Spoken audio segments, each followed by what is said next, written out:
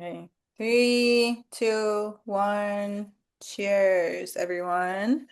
Welcome back to this episode of The Changing Room. We're on episode 22, and we are back with three new topics and ready to give our fast opinions and thoughts on them.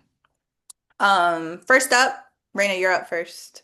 But the Yeah. first up topic is Timothee Chalamet and Kylie's matching Chrome Hearts runway moment. They donned these matching outfits for, I think, I don't know if it was a premiere or if it was just a press event for Marty Supreme, Timmy's new movie. And so let's talk about it. Okay, wait, let me start my timer. Okay. Listen, I'm a Chrome girl. I love Chrome down. Like, really, in my eyes, they do very little wrong. I like the way that they position themselves. I hate the orange. Let me just put that out there. I thought it was chewy, like weird, like the faux latex. I don't know. It doesn't feel authentic to him at all. Granted, I think a lot of us have formed kind of a parasocial relationship in terms of who we thought he is, like this indie theater boy, when realistically, like that's just the role he typically got cast in. So maybe he is like the hype beastie Chrome Hearts type, but to me it seemed inauthentic, but also I don't know him. I just thought it was ugly. All right, let me start my timer. Yeah, I feel like I have a few different opinions on this. Timothy Chalamet is definitely like Brooklyn boy hip hop adjacent and I feel like we started to see hints of that on his first like SNL appearance, like I think it was a few years ago. So I definitely knew his game kind of, but I'm not with this terrible dressing. And like he has a stylist. He actually has the same stylist, I believe, as Justin Bieber. And so I'm just like, the idea of like paying someone to help you look bad is bonkers to me. But I will follow up. I'm not blaming the stylist either, per se. I think, it takes this certain talent to like wear a custom look and like make it bad because it's like literally made for your body and your features and everything about you, your personality, blah, blah, blah. I don't think the orange was flattering at all, especially on him. I think he's a bit pasty. I don't think it like really brought out any of his features. I think you have to be more tan, like your skin tone has to be able to withhold that orange. I think his like reflected it essentially, which is not a good thing. But yeah, I mean, I get like the whole Brooklyn boy, but like he's not from Brooklyn. He's from upstate New York. He's from like Scarsdale. He's like he went to high school with my Jewish camp friends. Like, so I don't know. Actually, wait, maybe I'm thinking of the wrong person. I think I you are. fuck. I'm Okay. thinking, I was like, wait, was he in Stranger Things? I might be thinking of a different Stranger Things person. I'm really bad with pop culture. okay, he's from Manhattan, so not Brooklyn. Brooklyn's a little more like edgy, but no, he's from the city for Okay, sure. but I still was fucking it up. There's like another person from that show that went to high school with my camp friends that's So from basically upstate. all the like lanky brown hair theater boys, Yeah, all they're all like the same to me. And I also like really don't give a fuck and their about straight. stylists aren't helping us create a No, point of differentiation is the important part. literally. Ugh. All right, well, let me start my 30.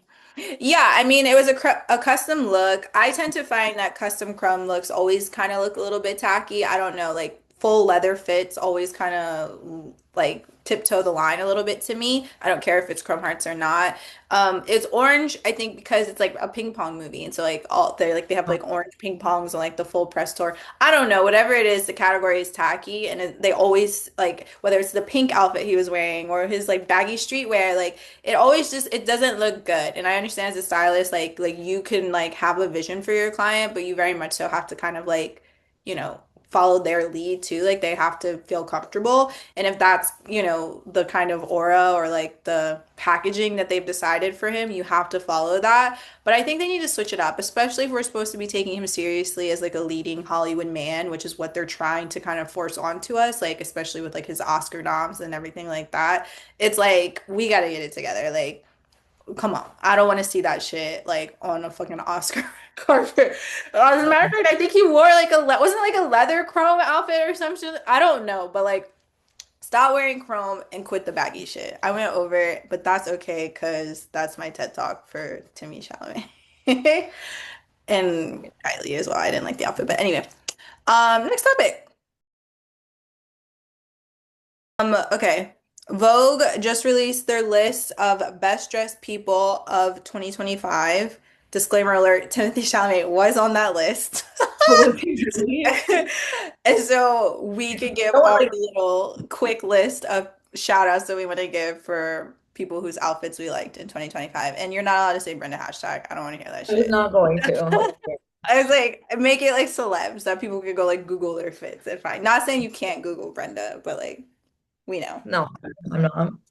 Okay, well, I want to start off by saying that if you take Vogue's word as like top opinion, like you need to go smell some grass and form your own opinion because like just because Timothy Chalamet was in there doesn't mean jack shit. We already talked about their last cover. Clearly, their taste is questionable at best. Anyways, some of my favorite dress people of this year. Well, I'm gonna start off with myself. I have successfully gone a whole year wearing all black and white, and I dyed my hair black, and I love it. So, good job to myself. Obviously, ASAP, Rihanna, love. Not yeah, Jenna Ortega. I think she's killed it this year. I think she's stunning and gorgeous, and she's really like coming into her own. Um, my time is up. Okay, damn. Poor Reina for best dressed. Okay, I'm starting my 30. Literal jeans and a I'm t-shirt gonna right keep now. it to like not proper celebrities, but just people that like, we can pull up a full track record and pull up the receipts. But Jenna Ortega was definitely on my list. I love that, she's been working with her stylist Enrique Melendez since she was on Disney, I'm pretty sure, or whatever. And like they've really grown her into this, a true narrative. Every time she dresses, it makes sense. It's building onto the story. Even outfits that you specifically remember that like, they're all great, but ones that are like specifically stand out, they still make sense in the overarching style story that she's telling. So I love that. Yeah, I'm over 30, but I'll continue when we get back. Some other notable mentions, Peggy Gou, the DJ, I think her taste is truly one of one and exquisite. Also Doechii, I think she's had some great moments this year, like in terms of being like a female rapper and like getting into like the high fashion scene. I've seen a lot of looks from her that I really like and just like her alignment with like Tom Brown and stuff like that. I think it's very cool and kind of new age in terms of high fashion. I'm trying to think of like why can I not think of any celebrities right now? Like I forgot every single celebrity that has ever existed.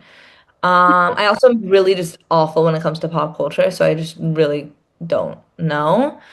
I don't think that there was like I wasn't like wow, this was the best year we've ever had in fashion in terms of like runway looks. I think like a lot of stuff was kind of overdone. However, yeah, that's kind of it for me. Okay, let me start my 30 again. For me, I have Tiana Taylor, and she actually works with Sam Wolf, who's Doechii stylist. So there's like some crossover there. It's not he is not her exclusive stylist, but they definitely have worked together before, so it makes sense that, she's killing it just as much as Doechii.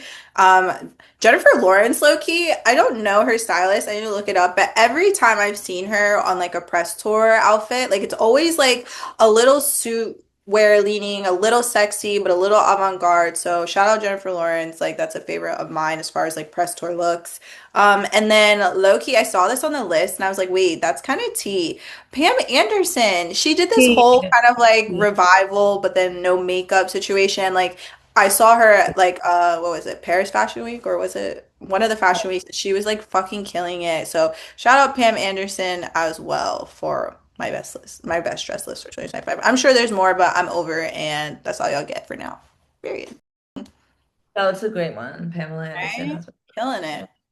it. Okay. And so then our last topic is fashion brands and their relationship with influencers. Thoughts, comments, opinions. Okay, so not to self-promo, but I wrote a Substack about this quite a while ago. I find the intersection of like creative directors and fashion brands, especially high fashion, and like the way that they interact with influencers and their audience to be absolutely intriguing. So that's kind of that. Diamond and I were gonna mention this, like we were talking about it and bringing it up earlier, like the girl that wrote the Substack article on the Row and how the Row basically asked her to take it down. She was like a super fan of them and really loved them and would always talk about how she would buy their products and they literally were like, don't stop talking about us. And like that's fucking rude. Also, the Row doesn't allow you to tag them on Instagram. Same with Phoebe Philo. And it's weird. So much of modern branding and marketing is built around community and like building that community. And for a brand to literally not allow it, I think it makes a really loud statement, which is probably what they want. Okay, I'm starting my 30. This is not really my world. I think obviously like you manage influencers, so this is something that like you have a little bit more firsthand knowledge of. But me on the consumer slash stylist, and I'm just really tired of the concept of influencers personally. Not saying we still want you to be employed, so Yeah, keep on going. love But influencers. that in the sense that they are like it's just like especially brands leaning on influencers to promote their brand, like these fashion houses are supposed to be the tastemakers. So the fact that like we're partnering with influencers to that degree, I don't know. I just don't understand like why we're leaning on that medium of marketing that much as a giant fashion house. Like it shouldn't be necessary. But also I understand like money leaning in with the times. I'm out of my 30s, so I'll elaborate some more. But like, yeah, I don't understand what's going on. I will say, like, it's really not as prevalent as it was maybe 5 years ago. It used to be if you saw a Dior show, there were 50 to 100 influencers being invited, minimum, usually more. Now, if there's 12 there, and that's representing all of the countries, that's a lot. We've definitely seen a shift. Now, as someone that manages influencers, now if like simply just a social media influencer, you're not going to be involved with the high fashion. They want you to be, yeah, a tastemaker. You need to have a different medium. Maybe you're a Substack writer. Maybe you have a podcast. Maybe you are an art curator. Maybe like you have to be more than an influencer now because we oversaturated the influencer market so much in such a short amount of time that people don't give a fuck about influencers anymore in that sense. Hence why you're seeing most of the fashion influencers deviate from being a typical influencer in a way and kind of try and become more of a well-rounded artist slash influencer, if that makes sense. Yeah, so maybe I'm leaning too much onto just like the name itself because it's like at the end of the day, aren't you just like a creative then? Like to like have the term like having influencers there, like it's just like why do you need someone there to promote influence? No, have someone there who has an opinion, who has an audience, who has some kind of creative medium that you feel as though would add to your branding or add to the alignment of the audience that you're trying to, essentially bring into your world, whatever that world is that you're creating. If you're Rick Owens, if you're the Row, whatever that is. But the idea of just like strategically having influence there is just like, I'm over it. Like, shut this shit off. Like, stop. So I'm over my time. But that's my thoughts on that. And I think that's it, right? Yeah, that's it. Damn, Crazy. we kind of That flew was by. fast as fuck. Yeah. Yeah, damn. Period. But okay, Dang. that is the end of this episode, episode 22. Let us know what you think. Like, comments down below. Our next episode is our last episode of 2025. Damn. Really? Wait, Yeah, actually? I think No, so, right? I'm Did I make looking. that up? Hey, Yeah. no, you're right, because New Year's Eve is on Wednesday. Fuck. That makes Yeah. me want to throw up, bro. I can't. Opening 2026 with wide arms. I see. Rain's like, no, I want to fucking Come and hurl. get me. Period. But all right, guys, thanks for tuning in. We'll see you next week. See you.